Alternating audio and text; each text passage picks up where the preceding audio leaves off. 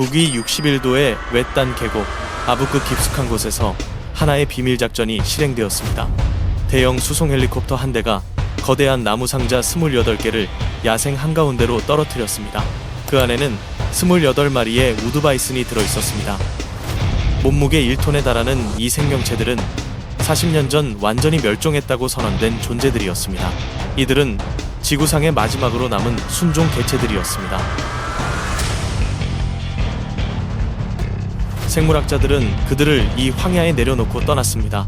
그들은 28마리의 동물이 인간의 어떤 예비먹이나 지원도 없이 영하 40도의 북극 겨울과 스스로 맞서게 두었습니다. 8달 뒤 조사팀이 다시 날아왔습니다. 그들은 굶주림과 기다리고 있던 북극 늑대무리 때문에 그 솥대가 사라졌을 것이라 믿고 프로젝트 실패를 기록할 마음의 준비를 하고 있었습니다.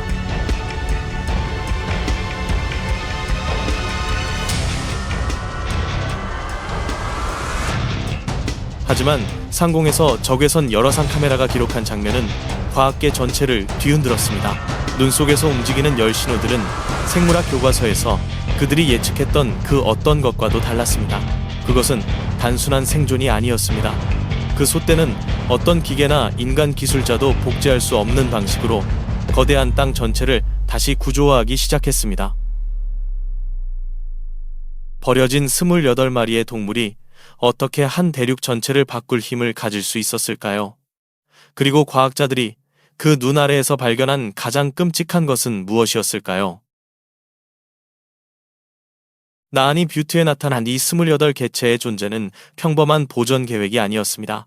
그것은 100년 동안 비어있던 생물학적 공백을 메우기 위한 결연한 시도였습니다. 1800년 이전 6천만 마리의 바이슨은 북아메리카 대륙의 핵심 생태 동력이었습니다. 그들은 수십 킬로미터에 걸쳐 이어지는 거대한 검은 덩어리처럼 이동했습니다. 하지만 단 한 세대 만에 과도한 포획으로 인한 심각한 개체군 감소가 일어났습니다. 6천만 마리에서 이 개체군은 1889년에 정확히 541마리만 남을 정도로 줄어들었습니다. 더 무서운 것은 1920년대에 정부가 초원 바이슨 6천 마리를 우드 바이슨 지역으로 옮기면서 저지른 심각한 관리 실수가 소 결핵과 브루셀라병의 병원체를 퍼뜨렸다는 점입니다.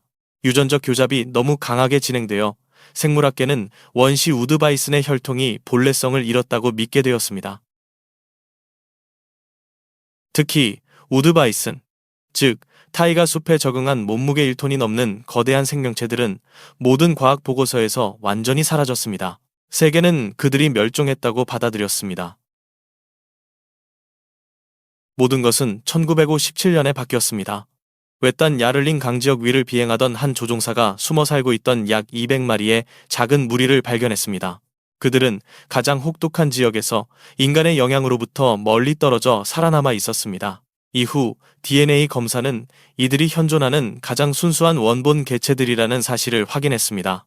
그들은 초원 바이슨보다 15% 더 크고 혹이 더 높으며 북극의 약한 햇빛에서 최대한 많은 열을 흡수하기 위해 더 짙은 털을 가지고 있었습니다. 1980년에 이 생존 집단에서 28마리를 헬리콥터에 싣는 일은 매우 위험한 결정이었습니다. 그들이 첫 겨울에 적응하지 못한다면 우드바이슨의 마지막 순수 혈통은 끝나게 될 것이었습니다. 과학자들은 숨을 죽인 채 우리의 문을 닫고 떠났고 막 다시 모습을 드러낸 한 종을 북극의 혹독한 얼음 환경과 맞서도록 남겨두었습니다. 만약 당신이 1980년 그 계곡에 서 있었다면 이 28마리의 동물이 한 세기 동안 자신들을 버린 생태계 전체에 맞설 수 있다고 믿었을까요? 아니면 이것은 단지 예산을 비효율적으로 사용하는 행동에 불과했을까요? 여러분의 의견을 남겨주세요. 실제 결과는 가장 낙관적이던 사람들마저도 얼어붙게 만들었기 때문입니다. 8달 뒤 헬리콥터가 1981년 2월에 돌아왔을 때 부정적인 결과에 대한 우려는 즉시 사라졌습니다. 적외선 카메라는 원래 솥대의 열신호 28개만 포착한 것이 아니었습니다. 그들은 더 작고 유연하게 움직이는 열점들을 발견했습니다. 어린 송아지들이었습니다. 바이슨은 영하 40도의 추위 속에서도 성공적으로 번식했습니다. 누구도 감히 예측하지 못했던 일이었습니다. 이것은 그들의 내한 능력을 증명합니다. 우드바이스는 두꺼운 지방층과 사지로 가는 혈류를 줄이는 메커니즘 덕분에 주변 온도가 기록적인 수준까지 떨어져도 안정적인 체온을 유지할 수 있습니다. 하지만 이 28마리소의 진정한 가치는 숫자에 있지 않았습니다. 그것은 그들이 이 땅을 고치기 시작한 방식에 있었습니다. 우드바이스는 독특한 영향을 미치는 초식 동물입니다. 그들은 가축처럼 모든 것을 깨끗이 먹어 치우지 않습니다. 그들은 우점하는 풀, 즉 보통 높게 자라 작은 꽃과 풀들의 빛을 가리는 식물들을 선택적으로 먹습니다. 엘버타 대학교의 과학자들은 바이슨의 활동이 모자이크 효과를 만들어낸다는 사실을 발견했습니다. 가장 강하게 경쟁하는 풀들을 먹어 치움으로써 그들은 약한 위치에 있던 50종 이상의 다른 식물들이 폭발적으로 늘어날 공간을 열었습니다. 지역 식물종의 풍부도는 단 몇 번의 생장기 뒤에 40%까지 증가했습니다. 이것은 인공적인 토지 개선 조치라면 수십억 달러가 들어야 달성할 수 있는 일입니다. 서스케처원 대학교의 연구는 바이슨이 있는 지역에서 그들의 소화주기 덕분에 토양 속 질소 농도가 급격히 증가한다는 사실을 보여줍니다. 바이슨의 배설물은 단순한 비료가 아닙니다. 그것은 수십억 개의 미생물을 담은 작은 생태계이며 북극의 추위 속 자연 분해 과정보다 10배 더 빠르게 유기물을 전환하도록 돕습니다. 단 한 번의 겨울이 지난 뒤 나하니 뷰트 계곡에는 생물학적 모자이크가 나타나기 시작했습니다. 바이슨이 지나간 곳마다 햇빛은 수십 년 만에 처음으로 땅에 닿았고 수백 년 동안 잠들어 있던 식물 씨앗들의 발화를 촉발했습니다. 이곳의 식물 다양성은 단 2번의 생장기 뒤에 35%더 증가했습니다. 바이슨에게는 또 하나의 이상한 습관이 있습니다. 몸을 굴리는 것입니다. 몸무게 1000kg이 넘는 소 한 마리가 무릎을 꿇고 거대한 근육 덩어리의 힘으로 마른 땅을 갈아엎습니다. 그들은 계곡 곳곳에서 너비 2m에 이르는 그릇 모양의 움푹 팬 구덩이 수백 개를 발견했습니다. 눈이 녹으면 이 구덩이들은 초소형 저수지가 됩니다. 갑자기 여름이면 메마르던 계곡이 철새, 양서류, 곤충을 위한 물공급 지점들로 가득 차게 되었습니다. 위성자료는 이 미세습지 구역들이 국지적인 지하 수위를 변화시켰고 소떼의 이동 흔적을 따라 버드나무와 자작나무가 자랄 조건을 만들었다는 사실을 보여줍니다. 하지만 과학자들에게 가장 놀라웠던 것은 포식자들의 출현이었습니다. 방사 후 불과 몇 년 만에 리아드 지역의 회색 늑대 무리는 새로운 먹이인 바이슨과 상호작용하는 법을 배웠습니다. 이것은 큰 전환점이었습니다. 그 이전에 늑대 무리는 무스와 술록에만 집중했고 그 결과 이들 개체군은 심각하게 감소했습니다. 먹이사슬 속 이 이동은 멸종 위기에 처한 숲순록에게 안전한 통로를 만들어 주었고 바이슨이 나타난 지역에서 그 개체군이 12%더 회복되도록 도왔습니다. 바이슨의 존재는 이 지역의 생물학적 위험 지도를 다시 설정했습니다. 늑대 개체군이 사냥 방식을 조정하고 거대한 먹잇감에 대응하기 위해 지속적인 이동을 유지하도록 강제함으로써 바이슨은 고정된 지점에서 식물층이 과도하게 소비되는 일을 막았습니다. 그 결과 생태계는 인간의 기술적 개입 없이도 동적 균형 메커니즘에 따라 스스로 작동하게 되었습니다. 바이슨의 영향력은 더 작은 생물학적 단계에도 깊은 영향을 미쳤습니다. 계절이 바뀌는 시기에 자연스럽게 빠지는 두꺼운 털은 지역 조류의 둥지에 뛰어난 보온 재료가 되었고 어린 새들의 생존율을 직접적으로 25%더 높였습니다. 조류학 연구들은 바이슨 털을 사용한 둥지가 일반적인 경우보다 섭씨 4도 더 높은 온도를 유지할 수 있음을 확인했으며 이는 북극의 갑작스러운 온도 변화 앞에서 중요한 생존 이점을 만들어냅니다. 거기서 멈추지 않고 생애 주기를 끝낸 개체들에서 나온 유기물은 초봄 회색곰과 청소동물들에게 거대한 식량원이 됩니다. 다 자란 우드바이슨 한 개체는 50만 칼로리가 넘는 에너지를 제공합니다. 이는 겨울잠에서 깨어난 뒤 가장 위험한 시기를 넘기는 회색곰 무리를 먹여 살리기에 충분합니다. 통계 수치는 바이슨이 서식하는 지역에서 둥지를 트는 새와 꽃가루바지 곤충의 밀도가 3배까지 증가한다는 사실을 보여줍니다. 왜일까요? 답은 그들의 털에 있습니다. 우드바이슨의 털은 두껍고 뻣뻣하며 봄에 털이 빠지면 작은 새들이 그것을 모아 둥지 안감으로 사용합니다. 조류학자들은 바이슨 털로 안을 댄 둥지의 내부 온도가 일반 둥지보다 섭씨4도 더 높다는 사실을 발견했습니다.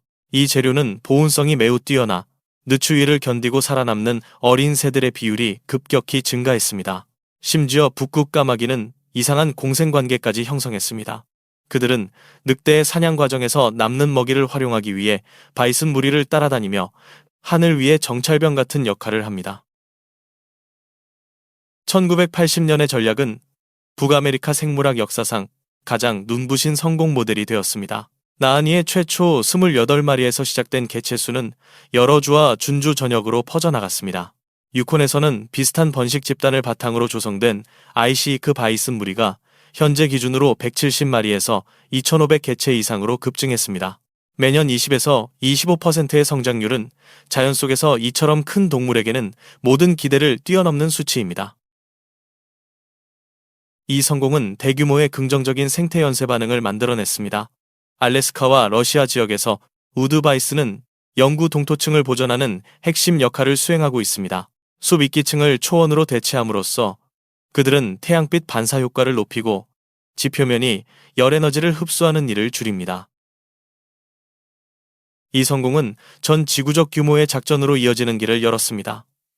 2006년 캐나다는 우드 바이슨을 러시아 사하 공화국까지 운송하기 시작했습니다. 그리고 2015년에는 또 다른 130개체가 알래스카의 이노코 지역에 방사되었으며 이는 미국에서 한 세기 넘는 공백 뒤 이 종이 돌아왔음을 알리는 사건이었습니다. 목표는 단지 종 보존에만 있지 않습니다. 과학자들은 우드 바이슨이 영구 동토층을 구하기 위한 핵심 생물학적 해결책이라는 사실을 깨달았습니다. 시베리아 지역에서 두꺼운 눈층은 땅을 따뜻하게 유지하는 소미불처럼 작용해 아래의 영구 동토층을 녹이고 해로운 메탄가스를 방출하게 만듭니다. 하지만 바이슨이 나타나면 그들은 무거운 발굽으로 이 눈층을 밟아 부수고 단단하게 압축합니다. 러시아의 플라이스토세 공원 프로젝트 결과는 이렇게 보여줍니다.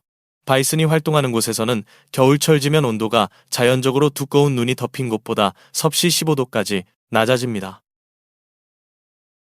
압축된 눈층은 보온 능력을 잃고 겨울에 살을 내는 추위가 땅속 깊이 파고들 수 있게 하며 얼음층이 녹지 않도록 유지합니다. 그 해의 28마리 소는 이제 전 지구적 규모의 기후변화와의 싸움에 직접 참여하는 후손들을 두고 있습니다. 이것은 비용이 극히 낮지만 수조 달러 규모의 기계공학시설을 훨씬 뛰어넘는 효과를 가진 생물학적 해결책입니다. 바이슨 한 무리는 그저 이동하고 풀을 뜯는 것만으로도 수만 제곱킬로미터의 영구 동토층을 보호할 수 있습니다.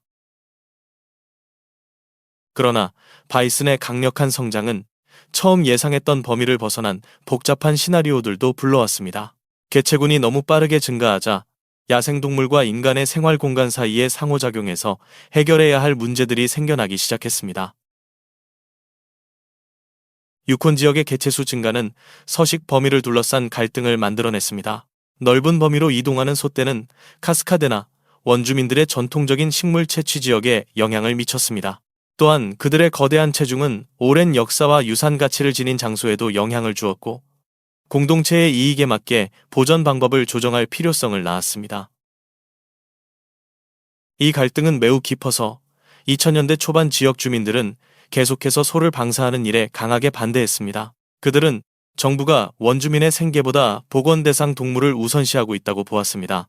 유산 지역에 나타난 동물의 존재는 충분한 협의 없이 이루어진 개입의 상징이 되었습니다. 이것이 바로 모든 재건 프로그램의 한계입니다. 자연은 정부가 종이에 그려놓은 설계도에 따라 작동하지 않습니다. 자연은 본능에 따라 작동합니다. 이 소떼를 관리하는 비용도 결코 작지 않습니다. 매년 정부는 무리의 이동 경로를 추적하기 위해 하나에 3,000 미국 달러짜리 GPS 목걸이를 설치하는데 수십만 달러를 지출해야 합니다. 질병 통제 역시 상시적인 도전 과제입니다. 2012년 맥켄지에서 발생한 탄저병 대유행은 단 몇 주 만에 수백 개체의 피해를 초래했습니다. 갈등을 해결하기 위해 공동관리체계가 구축되었고 원주민들이 조건부 포획 활동을 통해 소떼의 수를 통제하는 데 참여할 수 있게 되었습니다. 여기서 얻는 교훈은 매우 분명합니다. 그 안에 살고 있는 인간 요소를 무시한 채 생태계를 복원할 수는 없습니다. 극단적인 보전이 아니라 공존이야말로 바이슨을 안정적으로 되돌리는 열쇠입니다. 1980년 여름의 비행을 되돌아보면 그 28마리의 바이슨은 멸종 직전 동물의 희망만을 짊어진 것이 아니었습니다. 그들은 하나의 행성을 치유할 공식을 함께 가져왔습니다. 우리는 수세기 동안 그리고 수십억 달러를 들여 기술로 자연을 고치려 애써왔습니다. 하지만 현실은 증명했습니다. 때로 최고의 해결책은 한 걸음 물러서서 이 고대의 생태공학자들이 자기 일을 하도록 두는 것임을 말입니다. 바이슨은 우리가 구해줄 필요가 없습니다. 그들은 그저 우리가 본래 그들의 것이었던 자리를 돌려주기만 을 필요로 합니다. 그들의 부활은 생물학적 회복력의 힘을 가장 웅변적으로 보여주는 증거입니다. 버려진 28마리의 동물에서 영구 동토층의 보호 요인에 이르기까지 우드 바이슨의 여정은 자연 앞에서 인간이 가져야 할 겸손에 관한 교훈입니다. 바이슨 무리가 다시 한번 북방의 땅 위를 이동할 때 그것은 자연의 강력한 회복 능력을 보여주는 가장 확실한 증거입니다. 멸종 위험 앞에 서 있을 때조차 올바른 지원이 있다면 자연은 여전히 큰 규모의 긍정적 변화를 만들어낼 수 있습니다. 지구의 미래를 지키기 위한 생물학적 복원 해결책을 지지하신다면 이 내용을 함께 널리 알려주세요. 북극의 거대한 생명체들이 돌아온 이야기에 끝까지 함께 해주셔서 감사합니다.